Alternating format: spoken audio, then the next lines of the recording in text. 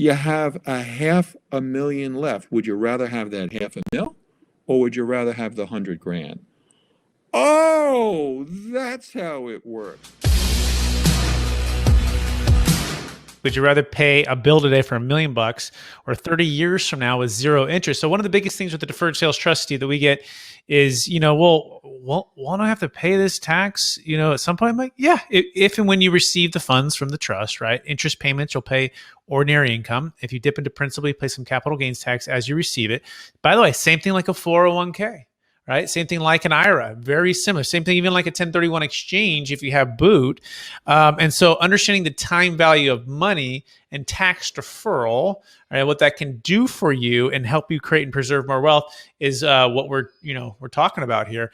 Along with, and I'll let you jump in, adding the ability to diversify and stay liquid, right? So that I found with, charitable remainder trust, 1031 exchange, Delaware statutory trust versus the deferred sales trust. All of the other ones, either you're giving it all the way to charity, or you're not being able to diversify. Right, you're having to sell real estate low or high, and buy it higher 180 days later with the 1031.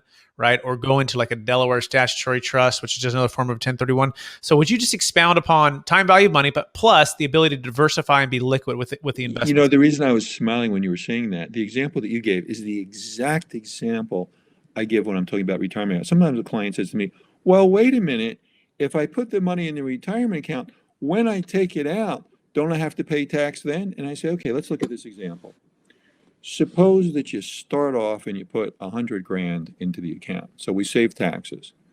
And years later, your account has grown. And bear in mind that all the earnings there are not being taxed while they're being earned, so they grow faster.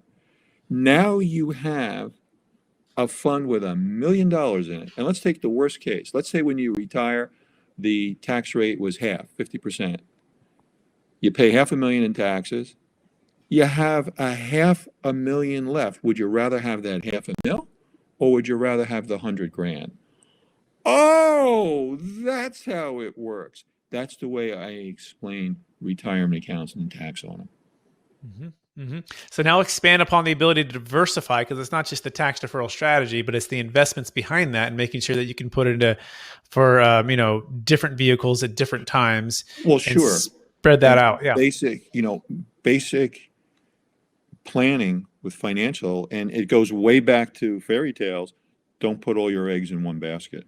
Mm-hmm. And the idea is that if you diversify, it's extremely unlikely, no matter what happens in the markets, that everything would go bad at once. It's like, no matter that, the reason you have a market is because somebody thinks something's going up and another person thinks the same thing is going down.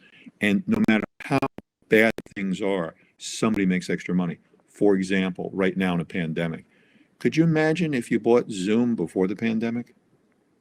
You'd be doing great right now. Oh my God. Well, it's not just Zoom. It's, you look at Amazon and you look at some of the others.